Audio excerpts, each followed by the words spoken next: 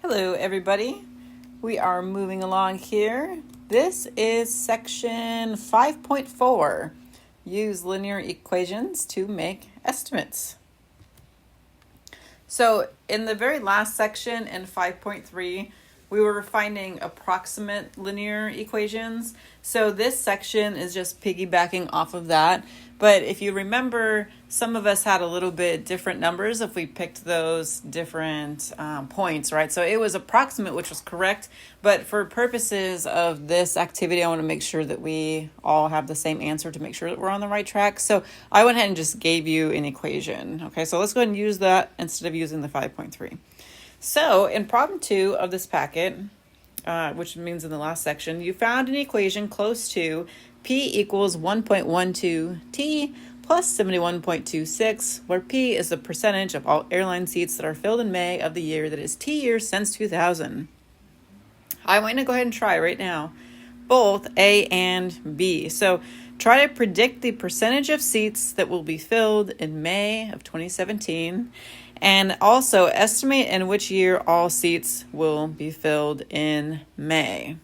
Okay, so try both of those right now. Come back when you're ready. All right, just in case you didn't get it, let's do some hints here. Okay, so for part A, predict the percentage of seats that will be filled in May of 2017. So does T equal 2017? No, because it's T years since 2000. So your hint for this one is that T equals 17. This part B, this one usually throws people off because it just says estimate in which year all seats will be filled. So what would P be? What is P when it's all the way full? What's the percentage? The percentage is 100. Okay, so when is P 100 is what they're asking. Okay, so if you didn't get that far, go ahead and hit pause, and right now go ahead and try to finish those off. So now you just be plugging those in plug in 17 for T and 100 for P. Okay, so plug that in, come back when you're ready.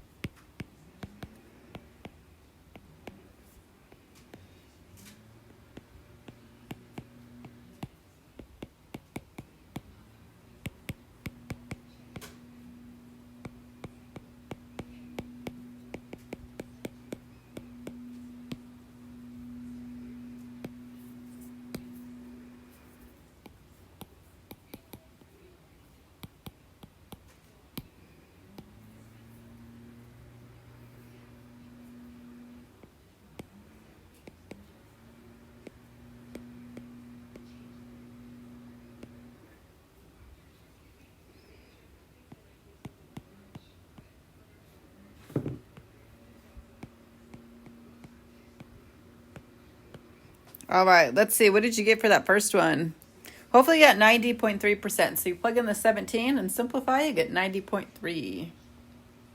For the next one, plug in 100.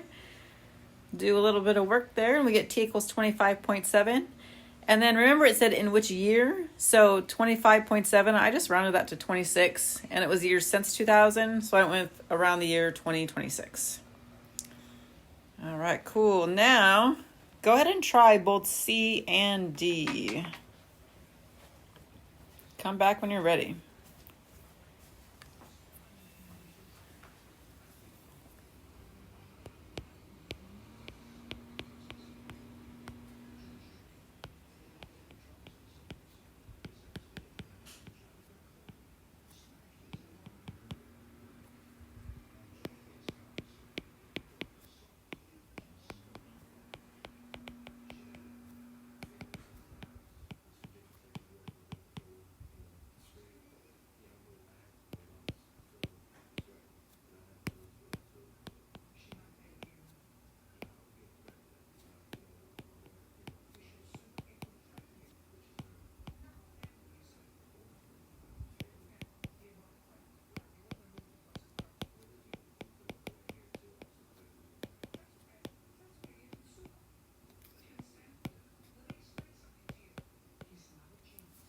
All right, so the p-intercept, so it's just the part at the end of our equation, right, is a 71.26. So as an order pair, that's 0, comma 71.26, and that means that 71.26% of all seats were filled in May of 2000. Slope is 1.12, and then since we're multiplying that by the year, what that means is that each year the percent of seats filled increases by 1.12%. All right, very good. Go ahead and turn the page.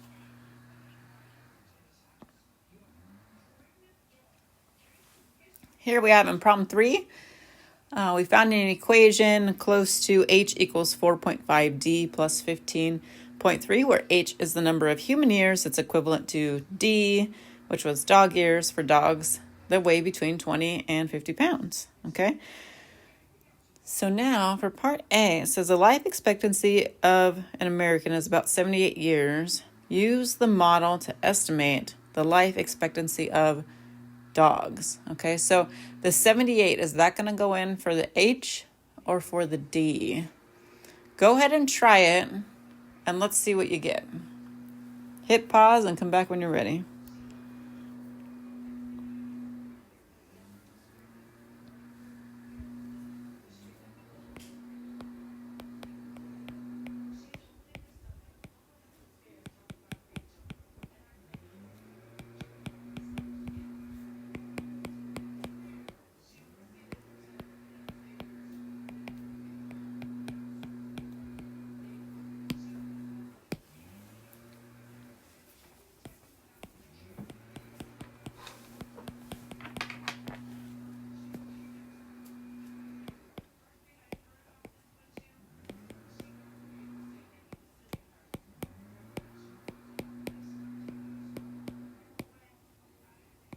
All right, so I plugged in the 78 for H, and I solved for D, and I got 13.93. So I went ahead and just rounded that to about 14 dog years. For part B, it says that the oldest dog ever was Bluey, an Australian cattle dog who died at age 29 years. How long did Bluey live in human years? This question is always so awkward because the 29 years, those are the human years, right? But what they're trying to tell you is that the dog was that age. So they're trying to ask you in an awkward way, if Bluey had been a human, how old would Bluey have lived to be that would have been super impressive, okay? So think about that we're trying to figure out what that human equivalent would be, okay? So go ahead and try to plug in that 29, see what you get.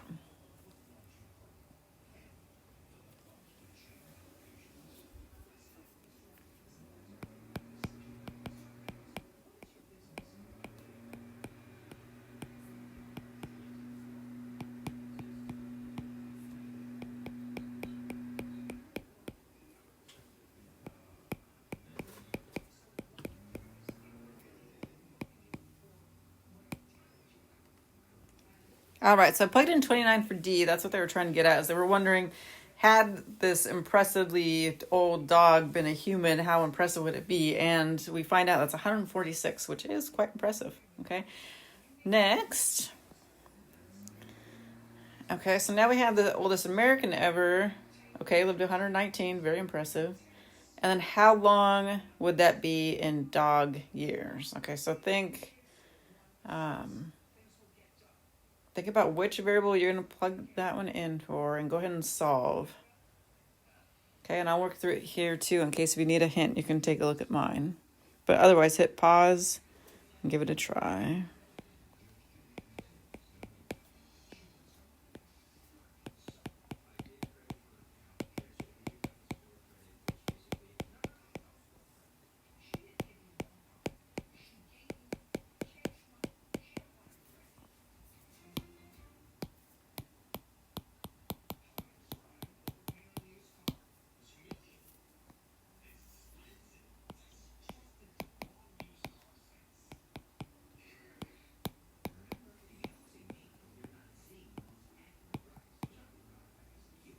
Okay, so I went ahead and plugged in 119 for the H, and found out that if she had been a dog, it would have been an impressive 23 dog years.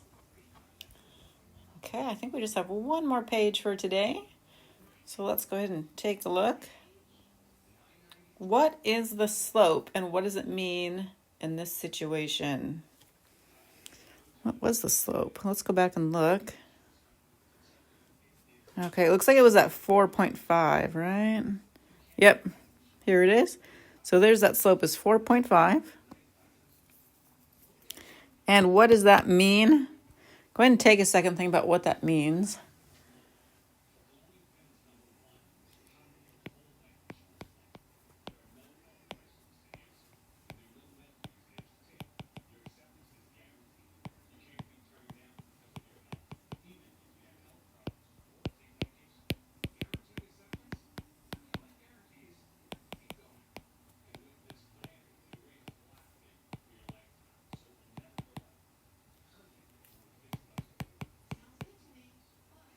All right, so I have that means that a dog aging 1 year is equivalent to a human aging 4.5 years. For the next one, although the information in the table is more accurate, it's long been believed that each dog year is equivalent to 7 human years. Use this old rule of thumb to find another model that describes the relationship between D and H. And so this one is always confusing for students.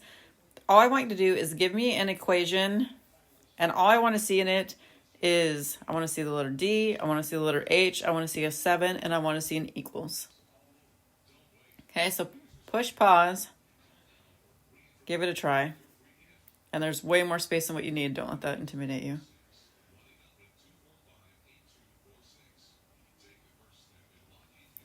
So it's going to be H equals 7D. A lot of people, once they get that far, they might have not quite gotten this far, actually, is what I'm trying to say, is they might have said that D equals 7H, and that would not be correct. I know that when you think about it out, like in your head, it makes sense, but if you actually try to guess and check a number, like if you said, okay, let's say the dog's like 2, okay, so then 2 by 7, that would be 14 human years. So that way you can kind of see that it makes sense, hopefully. All right.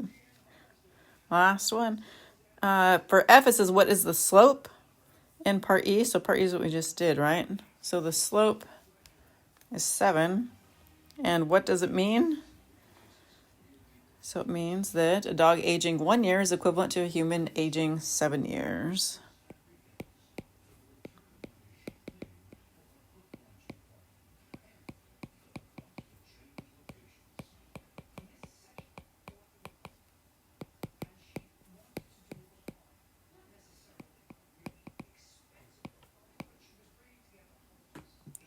And then finally it says, compare this slope with the slope you found in part D.